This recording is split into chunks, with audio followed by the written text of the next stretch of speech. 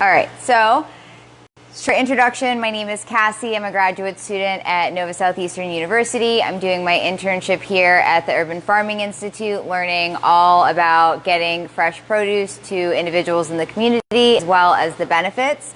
So to retouch on some of the things that John said, here at the Urban Farming Institute in Oakland Park, they have a lot of different plants that they grow, and they don't use any herbicides, fungicides, or pesticides. And so what's really important about this is that the plants that we're using today for our food demo were literally just picked in this morning. So you're going to not only get the freshest taste, but you're also going to get the max amount of nutrients, because there wasn't a whole lot of travel time like you would maybe get in a conventional store where it's been sitting out there for a week or two. So you're really ensuring that your body gets the most vitamins and minerals, which are small compounds or chemicals that our bodies need in small amounts to function optimally. But even just being off a little bit, even if you're not deficient, you might not feel good, or your body's not going to work the way it's supposed to. And so we really want to focus on making sure that we're healthy.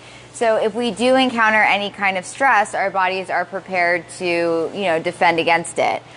So the first thing that we're going to do is talk about the the red leaf sorrel recipe. So this was included in our CSA box that went out last week. So you can always talk to us afterwards about becoming a CSA subscription member, and you'll get a box every 2 weeks that also comes with recipes that explains what you can do with some of the produce that you're getting in your box. Today we are doing red leaf sorrel, but we're going to supplement it with some arugula as well. So a lot of these recipes you can switch out the greens. So the first thing we're going to do is just literally by hand break up your arugula into small pieces. Same with the sorrel. So this is what the red leaf sorrel looks like. And so a couple benefits of arugula, yes, it looks really good on desserts as well, is that it has a lot of calcium and potassium in it. So as we know, calcium is good for our bones, but it's also good for our hearts. Potassium is also really good for nerve and muscle function. And then vitamin K is really important for blood clotting. So, when our body's cut and we need to, stop bleeding, that's what it helps with. So we're going to make obviously a larger portion since we have a lot of you guys here. This particular salad is going to have peach added into it. The recipe called for white peach, but when we were at the store, we noticed that they didn't have any white peach, and so we picked nectarines instead because the regular peaches were hard as a rock. And that's one of the cool things about cooking, is that, if you don't have the exact ingredient, there are normally, healthy substitutions that you can switch out, especially with the greens. So that way you never have to waste the greens that you're having. My favorite thing to do is freeze them. So after you've torn the salad, I'm going to move this over to the side a little bit, we're going to make the dressing. So with the dressing, we're going to mix some, okay, so we have 2 tablespoons of grapeseed oil.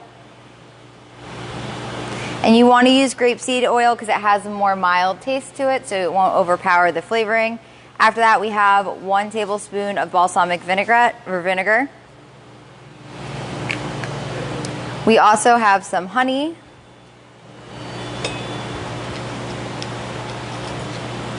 And we can purchase honey over there from some local vendors here in the community. And then we also have some lemon that's going in here. And so I'm just going to squeeze it in. If you roll your lemon a little bit before you cut it, then you'll have more juice come out of it. And then we're going to whisk it together.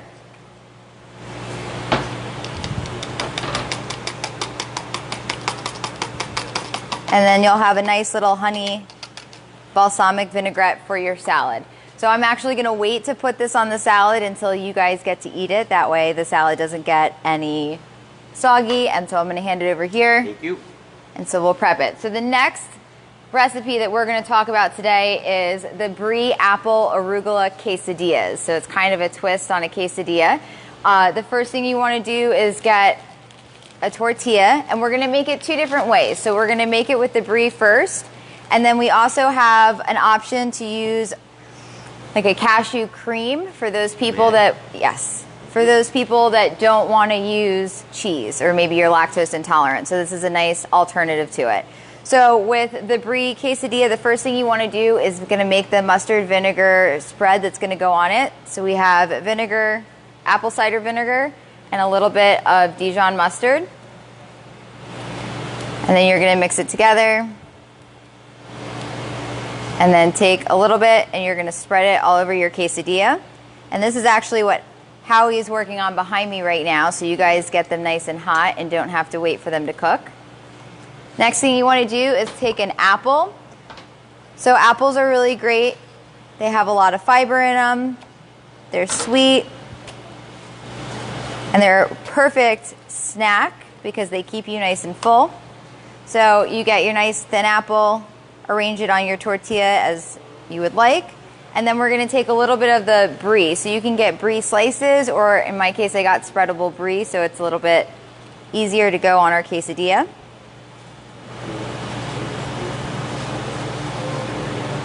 And then finish it off with arugula that for us is fresh from our garden.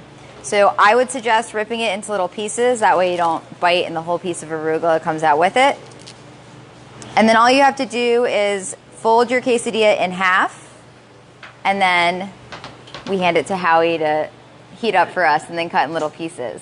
So we're going to do the same thing now, but we're going to make our cashew cream first. So I did soak my cashews overnight. It's suggested that you do that. If you don't do it, the recipe will still work and it will still taste good. They just blend a little bit better when they've soaked overnight.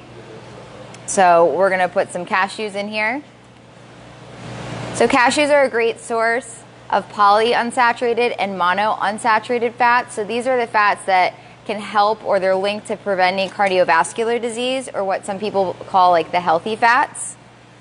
We're also going to add some garlic. So I know I've said this a couple times, but the garlic has alliin in it, which is a great antimicrobial and can be helpful in fighting colds, but it has to be consumed raw in order to do that. So in this, you guys aren't minimal heat when we process it.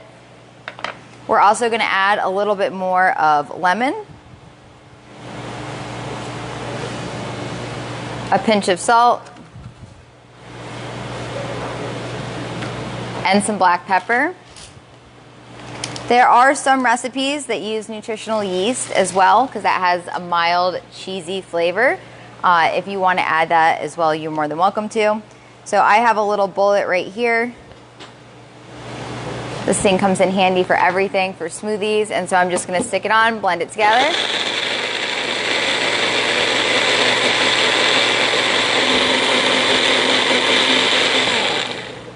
So in this case, it's a little bit watery, so what I would do is add some more cashews so it becomes thicker and it will get that kind of creamy consistency. This cream could also be used in Alfredo sauce as well. And so just like we did with the other quesadilla, you're going to spread the apple cider mustard spread on your quesadilla first, then followed by the cashew cream. Slice up some apples, put the arugula from the garden on it, and then fold it in half. Hand it to the Howie in your kitchen so they can grill it for you and cut it into little pieces. The other thing that we want to highlight is this week, instead of the Roselle iced tea, we have the tilo tea. So tilo is a leaf, I believe it's from the linden, it's called linden. And so it's been used in traditional medicine to heal a slew of ailments. But one of the things that I read about was that it does promote relaxation. So there's not a whole lot of research that necessarily supports this, but there's tons of personal anecdotes about people saying that when I drink this, I feel relaxed. So this would be maybe a great thing to drink before you go to bed if you're having trouble winding down from the day. It also has ginger in it, and ginger has a powerful antioxidant compound called gingerol in it. And as we know, antioxidants can help fight free radicals in our body, which can cause cell damage, but also aging. And then the other thing that it has in it is some orange, which is high in vitamin C, which is very important for immune support, but also a powerful antioxidant. And I use some of our honey too from that. And some honey, and we love honey.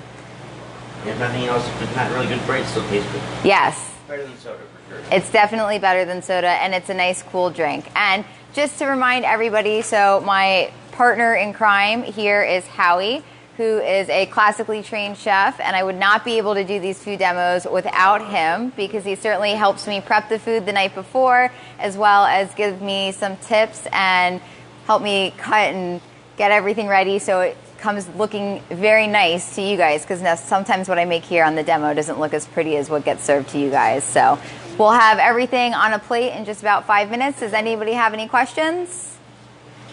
Nope. All right. Thank you so much for tuning in to Chef at 11, and we'll be here next week with recipes from the CSA Share Box. Get some tea.